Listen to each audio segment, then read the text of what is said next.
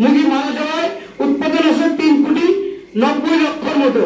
তবে cold storage থেকে প্রতিদিন 1 কোটি ডিম আসতেছে। এই ডিমটাই কিন্তু আসলে এই যে 3 টাকা করে বেশি নেওয়া হচ্ছে, এটাই কিন্তু আসলে সিন্ডিকেট। অর্থাৎ 1 কোটি ডিমে যে 3 কোটি টাকা হয়, গত 25 দিনে তারা কত কোটি টাকা হাতিয়ে নিয়েছে একবার দেখবেন। সর্বনিম্ন 60 কোটি টাকা হাতিয়ে নিয়েছেন শুধু ডিম ব্যবসায়ীরা। অর্থাৎ ডিমের ভিতরে 400 কোটি টাকা হয়নি,